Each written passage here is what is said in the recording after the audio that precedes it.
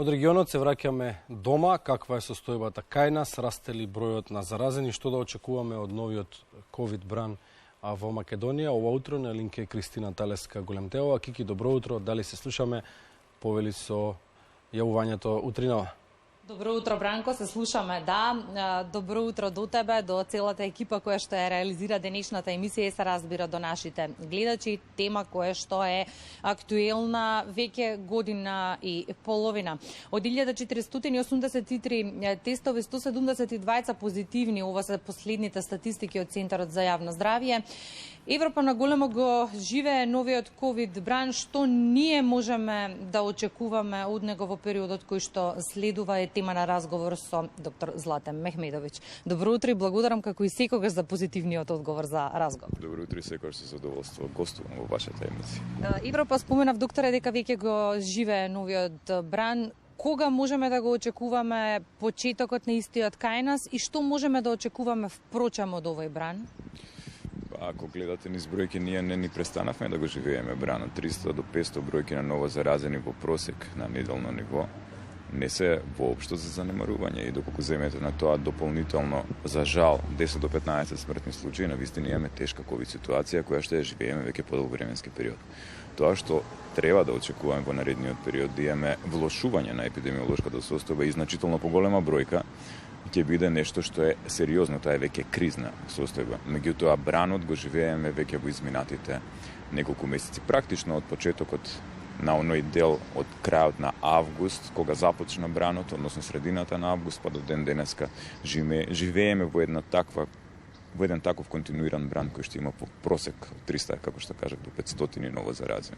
Од вчера имаме заострување на мерките во поглед на тоа дека потребни се 2 дози за влез во кафулиња или молови. Министерот Филипчев вчера чинам спомена дека до крајот на неделава ќе се дискутира за посериозни мерки. Како би требало и треба ли да ги има воопшто и како би требало да изгледаат тие според вас? И ја ќе пречекам да ги видам, меѓутоа да не испадне дека сега сугерираме мерки на Комисијата за заразни болести, сепак они таму треба да бидат свесни дека ситуацијата може многу брзо да се влоши и дека тоа влошување на таа состојба која што сега во моментот имаме може да доведе до сериозно преоптоварување на здравствениот систем. Од тие причини мерките кои што ќе треба да се предложат, ќе треба да бидат во насока пред на спречување на ширењето на трансмисијата на вирусот. И да се предвидат сите фактори кои што се во насока на тоа да го стимулираат ширењето на вирусот.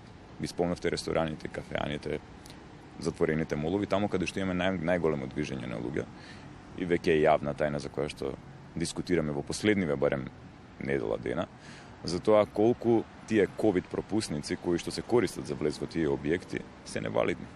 Колку се злоупотребуваат и колку граѓаните кои што не се вакцинирани се изложуваат на опасност со влезот во тие објекти, а при тоа знаат дека не се вакцинирани. Опасноста да добиете тешка форма на болеста и да имате смртен исход е 10 пати поголема доколку сте невакцинирани.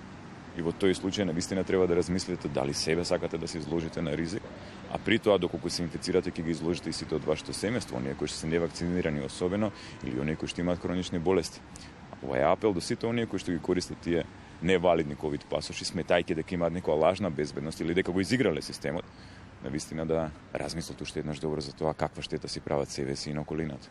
Во поглед на мерките, Европа од ден на ден ги заострува во смисла на тоа дека потребни се 2 дози вакцини за работа во јавниот сектор, па на многу места и во приватниот сектор, со надеж дека ќе го зголемат процентот на вакцинирани граѓани. Два типа на мерки може да применуваме. Значи може да применуваме стимулативни и репресивни мерки. Мерките кои што ги споменавте во насока на тоа да бидат задолжителни вакцините за работа во јавниот сектор, па дури и во приватниот сектор, се репресивни мерки. И тоа се мерки кои што практично се носат во последен момент. Знаеме дека ни следи тешка зима во која што ќе имаме голем број на заболени. И тука навистина ќе бидат на удар институциите, вработените во институциите, па дури и во приватниот сектор ќе има сериозни економски загуби пред се поради тоа што ќе има намалување на работната сила, намалување на производството. Репресивните мерки се мерки кои што се носат во последен момент, за жал, и обично не го даваат резултатот кој што го очекуваме. Оние мерки кои што треба да ги применуваме се стимулативните мерки и мерките на едукација.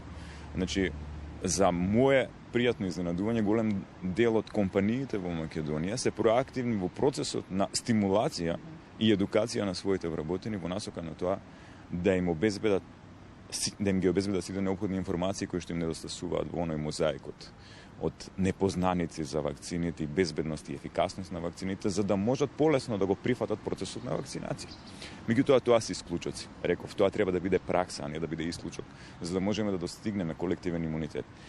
Можевме да направиме многу посолидна, централизирана државна кампања, која што ќе го едуцира населението и ќе ги потисне сите дезинформации кои што се поврзани со ефикасноста и со безбедноста на вакцините. Но од она што можеме да го видиме, барем во изминатите 6 месеци, е дека им се даде отворен простор на сите оние групи кои што се на социјалните мрежи да можат да шират секакви информации за вакцините, при тоа да не бидат санкционирани, а за жал да нема ниту една коректна информација која што е базирана на медицина, на докази, која што ќе ги побие сите тие, а ги имаме премногу на располагање, што е навистина жално. Најчесто кога зборуваме за COVID-19, зборуваме за колективен имунитет, кој што генерално може да се постигне и со процесот на вакцинација, но вчера слушнав информација дека од целокупното население во нашата земја некој 39% е 37 имунизирано, што е релативно мал процент. Не е релативно. Далеку сме од колективен имунитет. Не е релативно, тоа е недоволен процент. Оно што загрижува е што земји кои што имаат многу повисок процент на вакцинирано население се наоѓаат во сериозна ковид криза во моментот. Ќе земам како пример Словенија. Словенија има многу повисок процент на вакцинирано население отколку Македонија, се наоѓа во сериозна ковид криза. Кај нив бројот на ново заразени веќе не се мери на милион жители или на апсолутно население, туку на 100.000 жители. Они имаат 500 ново заразени на дневно ниво на секои 100.000 жители, нешто што кога би се превело кај нас би било трагично. Би требало да имаме некако околу 20.000 ново заразени на дневна основа.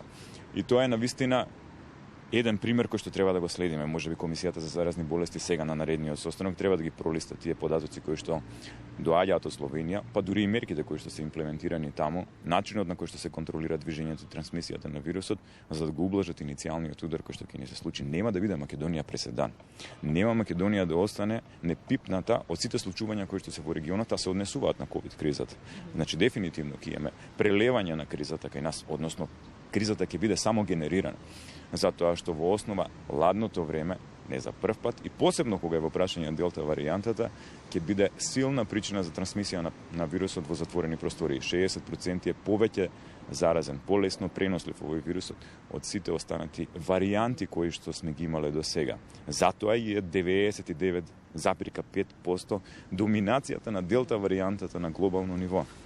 Практично како да ги потисна сите останати варијанти, не им даде простор да се размножуваат. Кога споминавте Словенија, ова е една од земјите на Балканот која што прва воведе рестриктивни мерки во поглед на невакцинираните и следува тука протести, меѓутоа државата не попушти и се уште не попушта. Словенија го смени пристапот. Да. Ако се сеќавате, Словенија 2 пати прогласи крај на епидемијата. Меѓутоа, откако свати дека не можете да идете во насока да удоброволите на барањата на луѓето кои што не се запознаени за водење на пандемија, како треба да се води пандемија, што е епидемиологија, како треба да се контролира трансмисија на заразни болести, нормално дека ќе очекувате, услушувајќи ги тие барања, дека ќе имате ескалација на настаните, дека ќе имате кризна состојба. И затоа сега веќе процесот на тоа педантно водење на пандемијата и слушањето на гласот на народот, кој што дефинитивно треба да им го довери тој глас на стручњаците, а не да го земе во своји раци и да одлучува за својата иднина, затоа што сепак некој завршил медицина, завршил специализација и е запознаен со медицинските науки, како треба тоа најдобро да го изведе. Враќањето на таа моги во рацете на медицинските лица на науката и превземање лидерство на државата во насока на тоа да се контролира пандемијата, а не да се слуша народот, ќе доведе до резултати кои што ќе веројатно оваа криза ќе ја завршат многу побрзо. Не можеме да прејудицираме како тоа ќе заврши во Словенија, но таму дефинитивно има промена во начинот на кој што веќе се менаџира пандемијата и не е согласно потребите на народот, туку согласно потребите кои што се на државата, а се поврзани со неконтролираното ширење на вирусот. Сакала да поразговараме малку и за третата бустер доза. Тука многу дискусии се развиваат. Од една страна, граѓаните кои се вакцинираат велат зошто би примале трета бустер доза кога никоја не има примено ни првата. И од друга страна, многу полемики се водат околу мешањето на вакцините. Ајде да почнеме од првото прашање на вистина. на 37% вакцинирано население да воведете бустер доза за целокупната популација е нешто што не го има направено нити земја, например земјите ги Соединетите Американски држави, имаат преку 60% вакцинирано население, меѓутоа не дозволија за целокупната популација да има пристап на бустер доза, затоа што сметаат дека колективниот имунитет ќе се достигне преку примањето на првата и на втората доза, не преку бустер дозата. Бустер дозата е наменета за ранливите групи, тоест за населението кое што има ослабен имунитет како резултат на подмината возраст над 65 години, оние кои што имаат често, односно работни места кои што се поврзани со честа експозиција на коронавирусот, а тоа се здравствените работници и наставниците и нормално имунокомпрометираните лица кои што и не ја примаат технички бустер доза, туку примаат дополнителна доза најмалку 2 недели по примањето на втората доза. Значи тоа и не е бустер доза и така не се ословува во Соединетите Американски држави. Треба да се фокусираме да ги покачиме 37% на кои што сме заглавени веќе подолг временски период.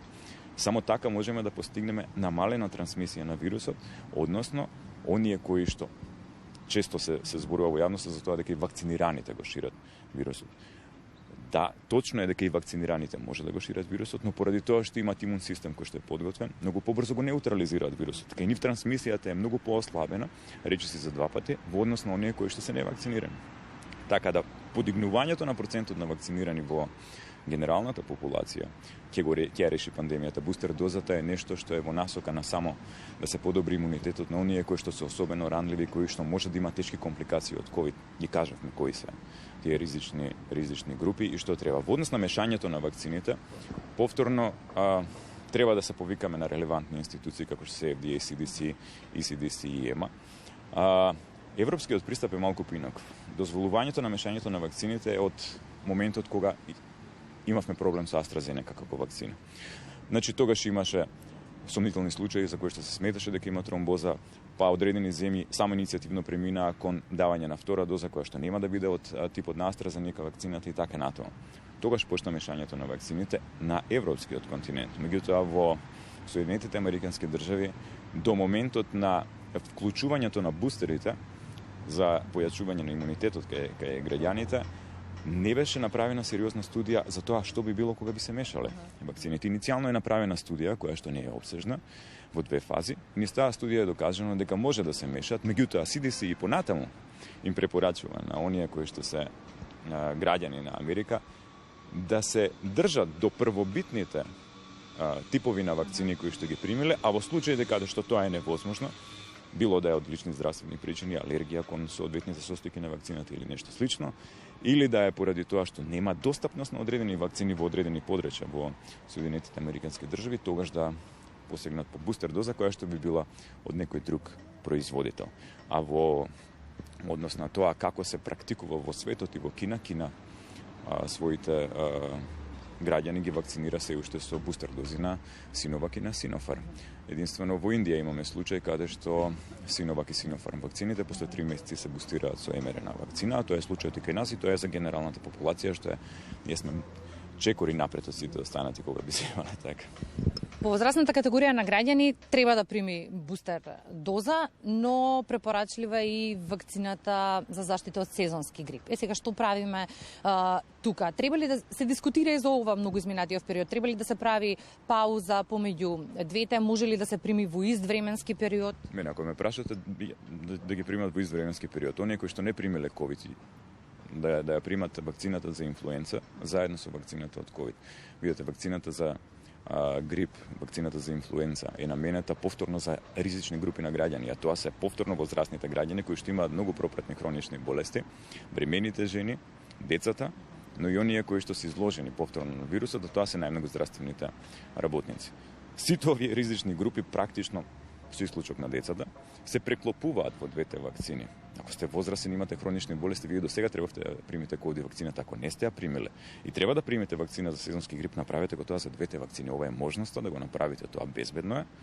Ќе отидете еднаш на доктор, ќе ги примите двете вакцини, нема никаква опасност од да ги примите двете вакцини во исто време. После тоа ќе можете да бидете заштитени практично од две болести. Епидемиолошки е е навистина оправдано да не треба два пати да го посетувате докторот, два пати да бидете во затворена просторија каде што има можност за пренос на вирусот, туку само во еден наврат да го завршите тој процес и да бидете имунизирани. И на почетокот на пандемијата, бидејќи чисто ни гостувате во студиото на Македонија наутро, споминавте дека доколку не се имунизира населението, вирусот ќе мутира и натаму, што е доказ и во пракса. Треба ли да не плаши оваа најава за последната мутација на COVID? Има неколку мутации на COVID кои што ги сврстуваме во последните. Последните се Ми и Ламда. Тоа се тие варијанти на вирусот од Перу и од Колумбија. Меѓутоа, ниту едната, ниту другата немаат широка трансмисија во заедницата. Туку тоа се спорадични ширења на тие две варијанти и сега за сега се само варијанти од интерес. Има уште една варијанта од интерес која што доаѓа од страшната Англија, од каде што све ни дојде, што е најлошо врзано со коронавирусот, и алфата ни дојде од таму, и делтата ни дојде од таму. И таа варијанта се уште не е ни именувана од Светската здравствена организација, носи само кодно име од AY4.2. И тоа е таа варијанта која што сега во моментот во Велика Британија има трансмисија на 10% од целокупната популација, што е сериозен процент со оглед на тоа што другите влегуваат во 0,5%. Зборуваме за другите варијанти. И ако дојдеме во ситуација, оваа варијанта, а веќе се создава нова субваријанта на таа варијанта, AY4.2.1, ако дојдеме во ситуација оваа варијанта да има поголема преносливост од делта варијантата, тогаш е веројатно дека ќе го заземе местото на делта варијантата. Доколку делта варијантата остане варијанта со најголема преносливост, што би било, колку и да звучи не убаво, најповолното сценарио за нас како човештво, затоа што на крајот на крајевите се уште имаме вакцини кои што се ефикасни против делта варијантата, прилежаните имаат имунитет према делта варијантата, бустерите може да го коригираат дефицитот на имун систем кој оние што се ризични групи. И ако остане делта варијантата, тогаш можам да кажам дека одиме на по некој пат кој што можеби ќе ни даде надеж дека можеме побрзо да ја завршиме пандемијата. Доколку не се случи тоа и се појави нова варијанта, многу е веројатно дека следната нова варијанта со висока преносливост и ако биде уште позаразна од делта варијантата, дека ќе го избегне имунитетот на вакцините и на прележаните. Имам уште многу да прашам, но едно последно прашање кое што секогаш ви го поставувам во секој разговор. Кога ќе можеме да го видиме крајот на оваа здравствена криза? Ба го најавив низ последното прашање тоа некако, значи се зависи од тоа како ќе се развива процесот на создавање на нови варијанти. Све зависи од варијантите. Уште пред една година кога се појави алфа варијантата, мене некако како да ми беше јасно дека следењето на варијантите ќе биде трендот кој што ќе треба науката да го практикува за да може да го прогнозира крајот на пандемијата. Доколку останеме на оваа делта варијанта, веројатно е дека не очекува тешка зима, после таа тешка зима може да се надеваме, ако остане делта варијантата, на едно мирно лето и можеби уште помирна есен и сето тоа да почне да навлегува во една фаза на ендемска болест. Меѓутоа, повторно ќе кажам, ако не се појави некоја друга варијанта, се надевам дека тоа нема да се случи. Благодарам за разговорот. Ви благодарам и на вас. Доктор Злата Мехмедовиќ во Македонија наутро со најнови информации за COVID состојбата во нашата земја, што можеме да очекуваме во периодот кој што следува. Ние тука би се одјавили и би поздравила заедно со колегата Јован Лесански, доколку се разбира немате прашања. Исцрпно беше ова јавување, Кики, ти благодариме. Време е за вестите, вториот информативен блок, а потоа се враќаме во студиото со предвидените разговори за денешната емисија Македонија наутро.